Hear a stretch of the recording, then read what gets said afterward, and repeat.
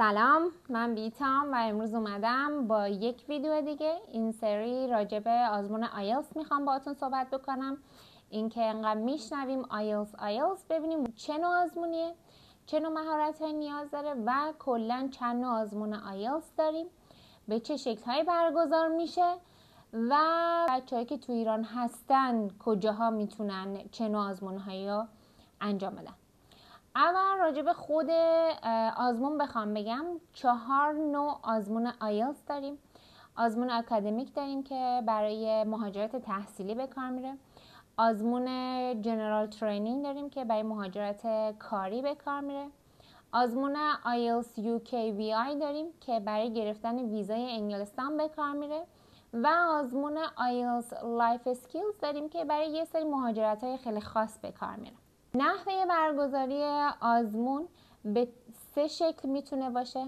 یکیش پیپر بیس هستش که همونجور که از اسمش مشخصه، یعنی که شما قراره خودتون با دستخط خودتون بنویسین، روی کاغذ قرار نوشته بشه. هند رایتینگ و اسپلینگ دیکتیشن خیلی مهمه. اسپلینگ و دیکتیشن برای همه نوع آزمون ها خیلی مهمه، ولی توی پیپر بیس هند رایتینگ یعنی دستخط خیلی اهمیت داره. بعد کامپیوتر بیس رو داریم، روی کامپیوتر قرار انجام بشه، منتها شما توی سنتر این آزمون رو انجام میدین.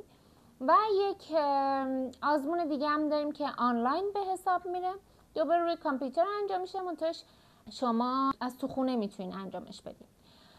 حواستون باشه که کامپیوتر بیس و آنلاین خیلی با هم دیگه تفاوت دارن و اکثر مؤسسات، دانشگاه ها آزمون آنلاین رو خیلی قبول ندارن، اما خب ممکنه بعضی از مؤسسات حتی آنلاین رو هم قبول بکنن. پس بسته به جایی که شما دارین این مدرک رو ارائه میدین، نوع آزمونی که از شما میخوان متفاوته.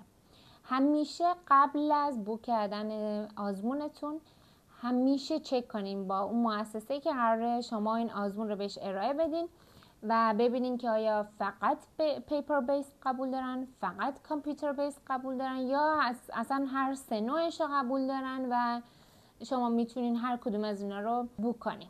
پس چک کردن این که چه نوع آزمونی از شما قبول دارن خیلی مهمه. بعد از اینکه خب نوع برگزاری آزمون ها رو داریم، میریم سراغ این که اصلا کلا کلیات این آزمون چی است. فقط قبلش این نکته رو هم بگم، پیپر بیس و کامپیوتر بیس توی بخش لیسنینگ با هم دیگه فرق دارن و فرقشون هم این هستش که توی پیپر بیس تو بخش لیسنینگ به شما 10 دقیقه زمان اضافه داده میشه برای انتقال جواباتون به پاسخنامه، ولی توی کامپیوتر بیس شما یه همچین مرحله‌ای رو ندارین و هر آنچه که پاسخ میدین در واقع تو خود پاسخنامه داره پاسخ داده میشه، به خاطر همون اون 10 دقیقه تایم اضافه رو نخواهین داشت توی کامپیوتر بیس. میخوام راجع به خود آزمون بهتون بگم.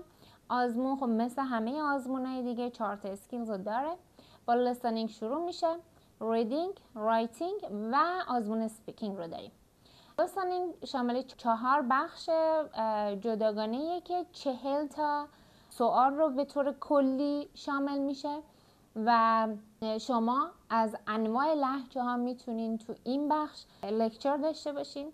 پس برای بخش لیسنینگ آیلتس باید خودتون رو برای انواع لهجه ها آماده کنین. میتونه یه لهجه هندی باشه، میتونه بریتیش باشه، میتونه آیریش باشه، میتونه امریکن باشه، یعنی انواع لهجه ها ممکنه که تو بخش لیسنینگ ممکنه باش رو در رو بشین. بحث نمره دهیش جنرال و اکادمیکش هیچ فرقی با هم دیگه ندارن، نمره دهیاش به یه شکل هستش. از بخش لیسنینگ ما مثلا بخش ریدینگ رو داریم. برای بخش ریدینگ شما کلا چه برای اکادمیک چه برای جنرال 1 ساعت وقت دارین که به 40 تا سوال که در قالب 3 تا پسیج هستش جواب بدین.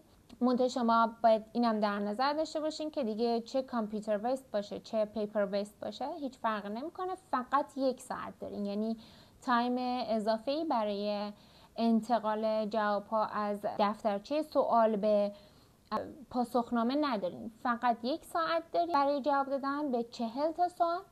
منتها فرق خیلی عمده‌ای که بخش جنرال و اکادمیک داره توی نوع پسیج ها هستش. خب تو بخش جنرال همونجور که از اسمش هم مشخصه، ریدینگ شامل یه سری مقالات روزمره است، شامل چیزایی که همیشه باهاش ممکنه سر کار داشته باشیم هستش. یعنی کلماتش کلمات ساده تریه، متن‌های ساده تری هستن.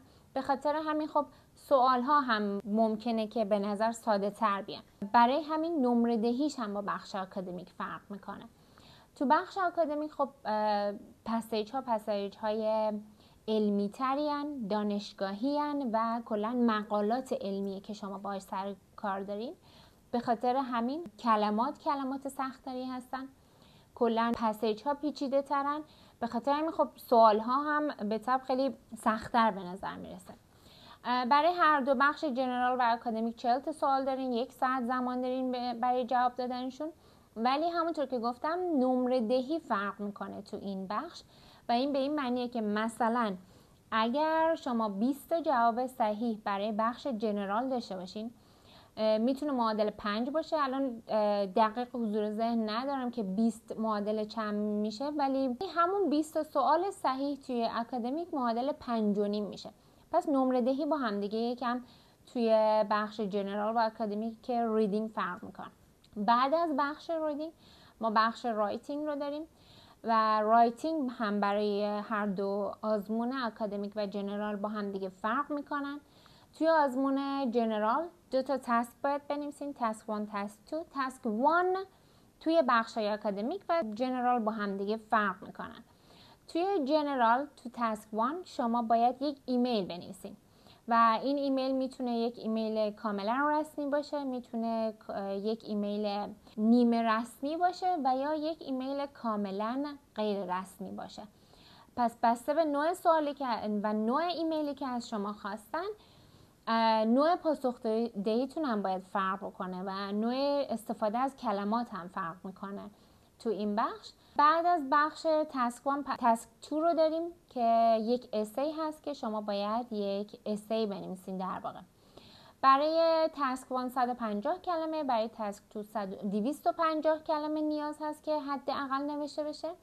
به طور کلی 1 ساعت زمان دارین که در واقع 2 تا تسک رو بنویسین برای جنرال ترینینگ. تو بخش آکادمیک هم دوباره 1 ساعت کلی دارین، 2 تا تسک بنویسین. مونتاژ این سری تسک 1 که قرار نوشته بشه یک ریپورت هستش. در واقع شما قراره که یک گزارش بنویسین. چه نوع گزارشی؟ یک گزارش آنالیز یک جدول میتونه باشه، یعنی یک گراف میتونن بهتون بدن، یه چارت میتونن بهتون بدن، یه لاین میتونن بهتون بدن، یا اصلا میکس اینا رو میتونن بهتون بدن و از شما یک ریپورت میخوان. یعنی هر آنچه که شما میبینید رو باید ریپورت کنید. پس این به این معنیه که تو تسک 1 یعنی رایتینگ آکادمیک شما به هیچ وجه اجازه نوشتن نظر شخصی خودتون رو ندارین. فقط و فقط باید هر آنچه که میبینید رو ریپورت کنید. دوباره برای این بخش پیشنهاد میشه که 20 دقیقه زمان گذاشته بشه و حتما باید حداقل 150 کلمه بنویسیم برای تسک 1. تسک توی بخش آکادمیک دوباره مثل تسک توی بخش جنرال هستش و شما باید یک اسی بنویسین و اسی نوشتن هم دوباره 250 کلمه باید بنویسین و دقیقا مثل همون اسی نوشتن بخش جنرال هستش. منتهاش این موضوع رو در نظر داشته باشین که تسک 2 همیشه مهمتر از تسک 1 و حتی به این صورت بهتون بگم که یعنی نمره‌ای که از تسک 2 میگیرین ضرب 2 به علاوه تسک 1 و تقسیم بر 3 میشه و نمره اوورال رایتینگتون در میاد. به خاطر همین خیلی مهمه که بدونین که تسک 2 رو چجوری شروع کنین، پاراگرافاش ادامه بدین و چجوری تمومش کنین. البته که با تمرین همه اینا حل میشه. این کلیات آزمون اصلی آیلتسه، ولی بخش اسپیکینگ آزمون میتونه تو روز خود آزمون اصلی باشه، میتونه یه روز قبل از آزمون اصلی باشه، میتونه یک روز بعد از آزمون اصلی باشه. این بسته به سنتر و تایم هایی که سنتر شما اعلام میکنه در واقع عوض میشه. و اینکه 2 نوع برگزاری آزمون اسپیکینگ میتونیم داشته باشیم. یکیش میتونه فیس تو فیس با خود اگزامینر باشه، یعنی ممتحنتون باشه، یعنی ممتحن میشینه جلو روتون با هم دیگه یک در واقع اینترویو خواهید داشت و یا میتونه که آنلاین باشه، اما این آنلاین بودنه دوباره توی سنتر هستش، یعنی این شکل نیست که شما خونه بشین و از طریق کامپیوتر با هم دیگه در ارتباط باشین. ولی باز هم اگر هم حتی کامپیوتری هم باشه شما اگزمینر رو میبینید، منتهاش دیگه رو در روتون نشسته که باهاش صحبت بکنید. این نحوه برگزاری آزمون اسپیکینگه، اما خود آزمون اسپیکینگ شامل 3 تا پارت اصلی میشه. بخش اول که برای همه یکسان هست، خب راجع به اینه که راجع به خودت صحبت کن، اسمت چیه، چند سالته، اهل کجایی، اینجور سوالا که همیشه پرسیده میشن. پرسیده شدن این نوع سوال ها بابت اینه که شما یک آشناییتی با نوع صحبت ممتحنتون و لهجه ممتحن داشته باشین. پس همیشه این بخش رو خیلی جدی بگیرین، یعنی درسته خیلی سوالات ساده‌ای پرسیده میشه، ولی خب در واقع بابت اینه که شما از اون استرستون یه ذره کاسته بشه و اینکه به لهجه ممتحن عادت کنین و اینم در نظر داشته باشین که جوابایی که به این بخش میدین هم مد نظر قرار گرفته میشه. بعد از این صحبت‌های اولیه که توی اسپیکینگ داریم، پارت 1 رو داریم. پارت 1 میتونه یک موضوع جنرال راجع به هر چیزی باشه، مثلا میتونه راجع به آینه باشه، میتونه راجع به دکوراسیون خونتون باشه، میتونه راجع به هوم تاونتون باشه. پس موضوعای مختلف تو پارت 1 داریم. جواب دادن به اون خیلی قرار نیست که پیچیده باشه، قراره یک مقداری خیلی جنرال با ممتحن راجع به اینجور چیزا صحبت کنیم. بعد از بخش اول ما کیو کارت رو داریم. کیو کارت در واقع واقعا یک کیو کارت هست. به شما یک سوالی روی یک، اگر که فیس تو فیس باشه، روی یک برگ کاغذ بهتون میدن، اگر روی یعنی کامپیوتری باشه شما میبینین اون سوال رو در واقع رو در روتون و به شما 1 دقیقه زمان میدن که راجع به سواله فکر کنین و بعدش 2 دقیقه زمان دارین که راجع به اون سواله در واقع شما پاسخ بدین. اجازه نوت برداری دارین برای این بخش و اینکه اینم در نظر داشته باشین که ممکنه ممتحن شما رو هی استاپ کنه. چرا؟ چون میخواد ببینه که اگر رشته کلام از دستتون گرفته بشه میتونین اون ادامه بدین یا نه. یعنی اینکه میخوام ببینن که آیا به صورت کاملا حفظی دارین یه چیزایی میگین یا نه. اگر من استاپت کنم تو همچنان میتونی حرفتو ادامه بدی. بعد از بخش دوم میریم سراغ پارت 3 که یه سری سوالای خیلی عمیق‌تر مربوط به پارت 2 هستش، ولی خب اینجا دیگه قراره که شما عمیق‌تر هم جواب بدین و این به این معنیه که شما باید بدین چجوری شروع کنین جوابتون رو، چجوری جوابتون رو بست بدین و چجوری تمامش کنین. این بخش هم خیلی مهمه و این راجع به کلیات آزمون آیلتس بود. اما یه نکته‌ای که هست و متاسفانه بچه‌هایی که تو ایران هستن باش مواجهن، بحث پیپر بیس این امتحان هستش که متاسفانه دیگه تو ایران برگزار نمیشه و باز هم متاسفانه دیگه تو کشورهای مثل ترکیه، امارات، ارمنستان و احتمالاً حتی اگر اشتباه نکنم گرجستان هم دیگه پیپر بیس برای خارجی ها انجام نمیشه و برای بوک کردن این نوع آزمون باید حتما اجازه اقامت اون کشور و یا شهر رو داشته باشین که بتونین رزرو کنین این آزمون رو تو اون شهر یا کشور. پس این کشورها دیگه الان متاسفانه برای ایرانیان قابل رزرو کردن نیستن. کلاً تنها چیزی که باید خیلی بهش دقت کنین راجع به آزمون آیلتس اینه که بدونین در چی از آزمون آیلتس میخواین. آیا یک نمره اوورال از آزمون آیلتس میخواین یا نه جایی که این مدرک رو از شما خواسته علاوه بر نمره اوورالی که از شما خواسته یک شرط هم بهش اضافه کرده، چون بعضی از دانشگاه ممکنه یک شرط مثلا ریدینگ 7 ازتون میخواد، مثلا میگه نه اوورال 7 میخوام و اسپیکینگ 7 میخوام ازتون.